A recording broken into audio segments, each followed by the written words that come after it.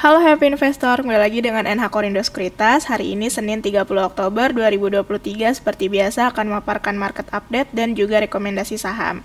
Kita lihat untuk outlook hari ini, pada perdagangan hari Jumat, ada Dow Jones Industrial Average yang turun 1%, kemudian Nasdaq naik 0,4%, sementara S&P 500 ini turun 0,4%. Kemudian ada Amazon yang naik lebih dari 6% setelah raksasa teknologi ini melaporkan hasil kuartal ketiga yang melampaui estimasi Wall Street. Sementara itu, ada Intel Corporation yang melonjak lebih dari 9% karena pendapatan kuartal ketiga yang melesat dan peningkatan target pendapatan ini menuai pujian dari Wall Street. Kemudian, ada Core Price Consumer Expenditure Index yang mana sebuah indikator inflasi yang diawasi secara ketat oleh The Fed melambat menjadi 3,7% dalam 12 bulan hingga September, yang mana ini sesuai ekspektasi, dari 3,9% di bulan sebelumnya. Sementara tanda-tanda perlambatan inflasi yang sedang berlangsung ini akan memberikan bukti lebih lanjut kepada The Fed bahwa langkah-langkah kebijakan moneternya yang ketat ini menimbulkan dampak yang diinginkan, lalu belanja konsumen yang lebih kuat dari perkiraan yang terlihat bulan lalu, ini dapat mengganggu pertimbangan The Fed mengenai kebijakannya. Kemudian, pada sebuah pidato juga, Powell ini memperingatkan bahwa pertumbuhan ekonomi yang berada di atas tren dapat membahayakan kemajuan inflasi dan menjustifikasi pengetatan kebijakan moneter lebih lanjut. Nah, adapun kami menilai posisi closing IHSG pekan lalu yang rebound persis di support penting jangka menengah sebagai usaha untuk mengurangi penurunan lebih lanjut walau statusnya ini masih relatif spekulatif. Para investor atau trader ini disarankan untuk belum melakukan pembelian terlalu banyak walaupun posisi saat ini harus diakui menarik untuk bottom fishing. Kemudian untuk most active stocks di hari Jumat kemarin itu ada BBRI, BMRI, BBCA, Telkom, AMMN, Brand, Goto, ASII, BBNI, dan CASA. Sementara untuk transaksi foreign ini tercatat net sale sebanyak 541 miliar rupiah dengan top foreign sale yang ada BMRI, BBCA, Telkom, Goto, dan BBNI. Sementara top foreign buy-nya ada BBRI, AMMN, MDKA, Film, dan INKP. Kemudian kita lanjut untuk company news. Yang pertama ada dari Mayora yang mana per 30 September 2023 ini mencatatkan laba bersih 2,02 triliun rupiah atau naik 87% secara year on year.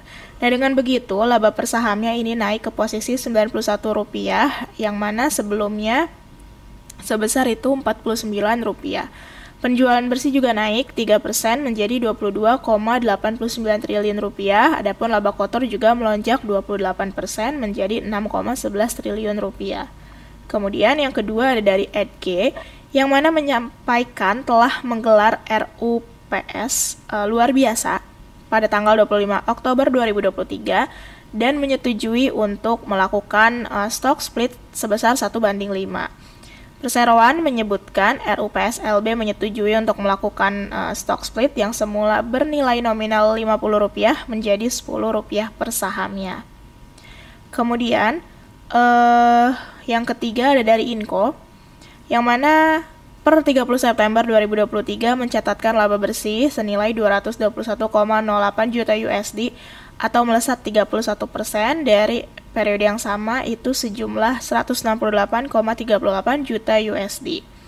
Kemudian pendapatan juga naik tipis 7,33%, adapun laba kotor ini tercatat 286,9 juta USD. Kemudian untuk domestic and global news, dari domestik sendiri ada Menteri Perdagangan yang menyatakan hilirisasi industri menjadi aspek yang dibutuhkan negara berkembang untuk melakukan lompatan ekonomi.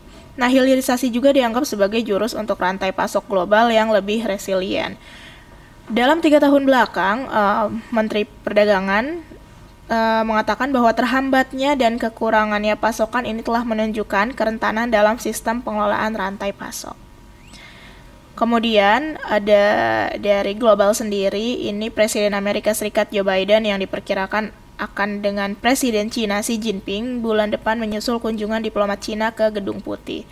Nah, kedua pemimpin yang belum bertemu sejak menghadiri KTT G20 di Bali tahun lalu ini kemungkinan akan bertemu dalam KTT Ekonomi Kerjasama Asia Pasifik di San Francisco pada November 2023. Saat ini Gedung Putih tidak mengonfirmasi pertemuan antara Biden dan Xi Jinping, namun beredar kabar bahwa dalam pertemuan Jumat, Menteri Luar Negeri Cina dan penasihat keamanan Amerika Serikat mengatakan kedua belah pihak akan bekerja sama menuju pertemuan. Nah, di sisi lain, saat ini Kementerian Luar Negeri Cina di Beijing pun belum segera mengonfirmasi perjalanan ini, namun mengatakan bahwa ada pembahasan mengenai hubungan seiring adanya penuh ketegangan antara kedua negara tersebut. Kemudian kita lanjut untuk Global and Domestic Economic Calendar. Di hari Senin ini kita menunggu data dari Jerman mengenai GDP.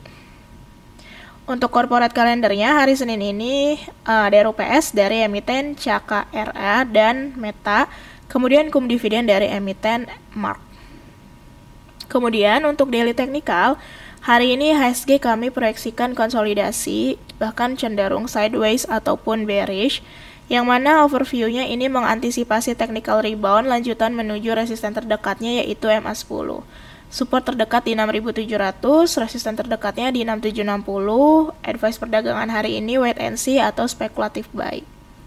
Kemudian rekomendasi saham yang pertama ada Telkom, yang mana rekomendasi kami hari ini yaitu speculative buy dengan target terdekat di 3650, kemudian stop loss di 3420. Adapun overview-nya yaitu rebound dari support lower channel, downtrend, serta RSI-nya positive divergence.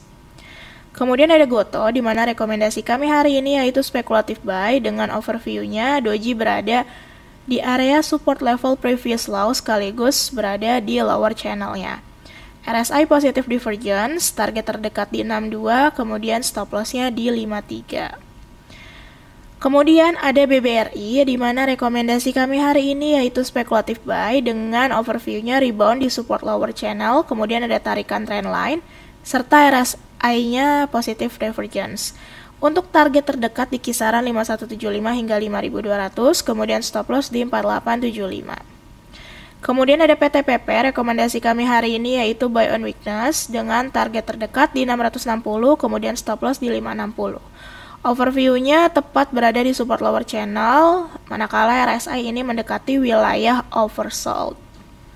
Kemudian ada BBNI, rekomendasi kami hari ini speculative buy dengan overview-nya tepat menyentuh target bearish dan retracement Fibonacci 50%, kemudian juga menguji support moving average 50-nya. Target terdekat di 5.000, kemudian stop loss di 4820.